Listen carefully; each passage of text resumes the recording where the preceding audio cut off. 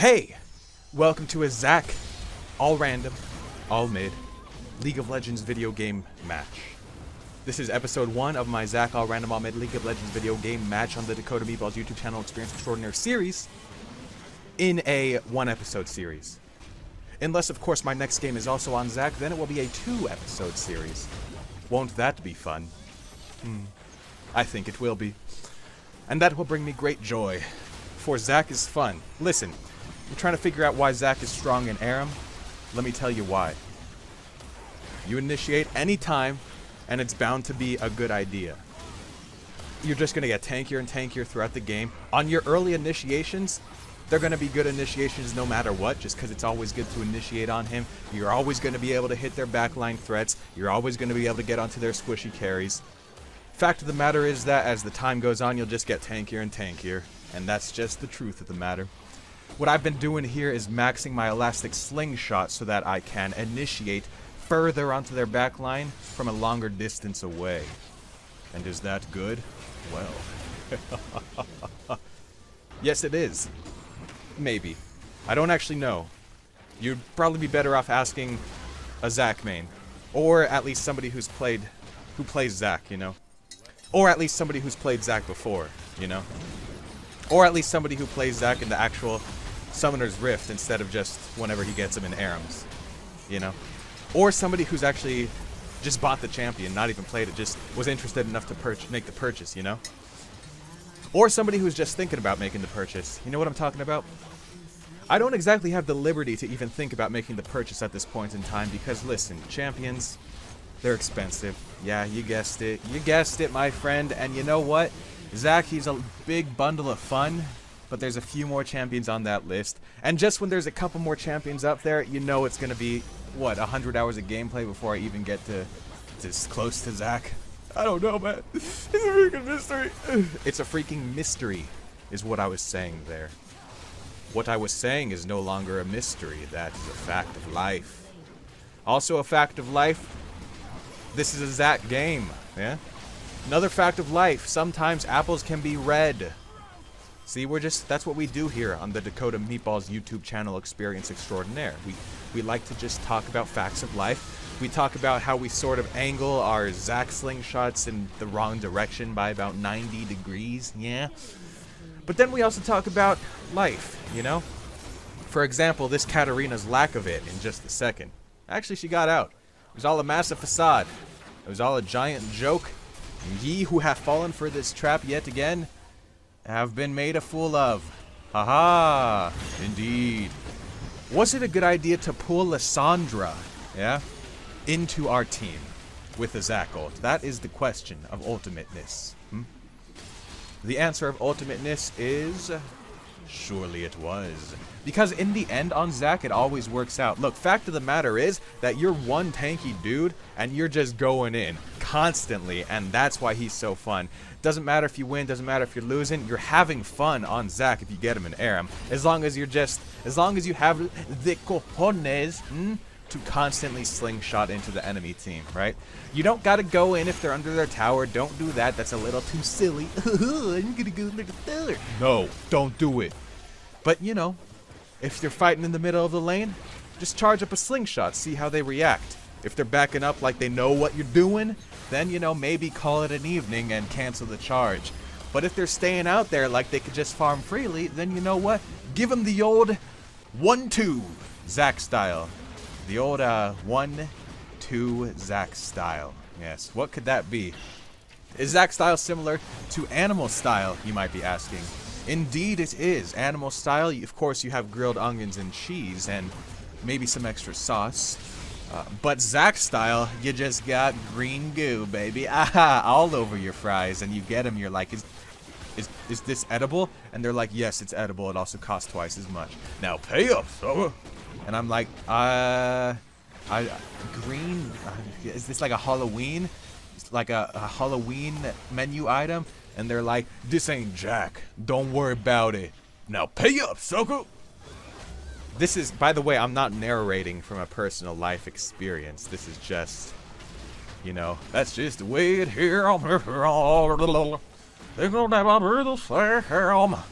heard that song, right? You know what song I've heard? The song where Ashe gets one step too close and then gets destroyed. I believe it goes something like this. Amazing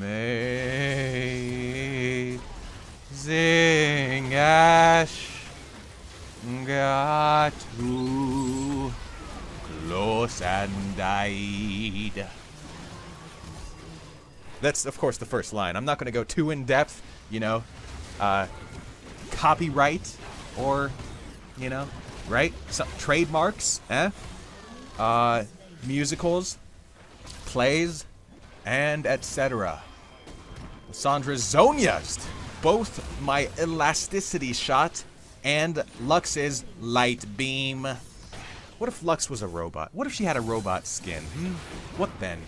What if Katarina didn't dodge out of my elasticity shot? What then? These are the questions, and they really make you think about things. They make you think about things like, this is what happens when you dive under tower with Zac. So why did I do it? Well, I did it to learn, because at the moment in time that I made this play under tower, I did not know that Zac engaging under their tower is a bad engage in ARAM. But then I made that play, and then I learned, and then I shared that knowledge with all of you beautiful people, so you can perhaps become better human beings. And after all, isn't that what life is all about? Oh, it's not? It's about just eating pizza and bacon? Well, honestly, if you asked me, would I rather strive to become a better human being on a day-to-day basis, or eat pizza and bacon on a day-to-day basis, I would choose... Let's see... Okay, alright. Strive to become a better human being on a day-to-day basis. Fine. I'll do it. Whatever. Katarina's got her juke shoes on today, by the way. Still dead, but, you know, she has her shoes, which is good for her. Able to get onto Ashe here. Xerath saves himself from getting bombarded by my gooey arm. Much unlike the gooey duck. For his arm is not a clam, ma'am. Anyway, here we get an engage going on. Does it work out for our team? Not exactly. But still having fun. That's sort of like the epitome of Zac, right? As the Katarina dagger chases me for eternity, to infinity, and beyond that number. Sort of degrees of infinity, right? Like all of the natural numbers versus all of the real numbers. Yeah. Very good. Who likes the math? You good at math? Very good. Who knows the prime factorization of 979? Who knows that? This is if I had a dog mathematician. Was it believable? Or was it not? These are the questions. And it is in answering these questions that we might find a little bit more out about ourselves. Perhaps I could have exhausted Katarina, but perhaps it has worked out anyway. This is the truth of the matter, and it is a beautiful thing. Anyway, long story short, Lux got a quadra, then she got a triple, then she started trying to chase on Xerath and an extended quadra that counted as a quadra, despite having like a million seconds in between. But then, our carry, who just got 2 quadras in a row, is somehow farthest up and just dies. Which is unfortunate for ourselves as a group of team members. By the way, I don't know why I took Xerath away from J4 there. I guess I just wasn't thinking outside of the box as much as I perhaps should have been. Indeed. Hogma has been snowballed. Indeed. An unfortunate event, but it is okay. Because the snowball was made with an ice cream scoop, and that means that, I'm diving in by myself, everyone. That means I'm taking damage. But guess what? I am Zac. I do not take damage. I simply make damage. And it is in taking and making damage that the double kill from a single ultimate ability comes in. Which is exactly what I like to see. Xerath is a little bit acting a fool up in here, so I try to dive onto him to make sure that he gets a little bit punished for acting a fool up in here. In the end, it doesn't quite work because I didn't have my ultimate up, but now I do! And I drag Ashe right into the center of my team. But then she's just autoing for like a million years. And then, uh-oh, I decide to dive on their Xerath way in the back. I can't even reach him instead of helping out my team. And we lost the fight because of that. And is that okay? Sure. Why not? How could it not be alright? You know what I'm talking about here? Ivern's damage is off the sheezy, as they say, in a place where they say that. Pulling in jacks, baby. There we go. We're really diving in the back line on this one. But uh-oh, Katarina's actually destroying the entirety of our team from our back line. Oh no! Go! See, Katarina almost scored a goal because she made it further back than all of us.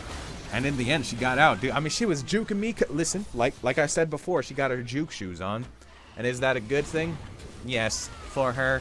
But for us on a team of completely normal human beings, it is a bad thing. Here I'm going and just trying to stall the minion wave because I got to buy some time here, you know? Lux and Cog are up. We might be able to stall this out. Here we go. We're stalling it out. Wait a second. Our carry, our wave clear got hit by the Ashe arrow. Oh no, they're taking the Nexus tower. How could this happen to our team? Our team made we made our mistakes, but in the end, we are better human beings for it. Because yes, sure we lost, but we learned as a whole.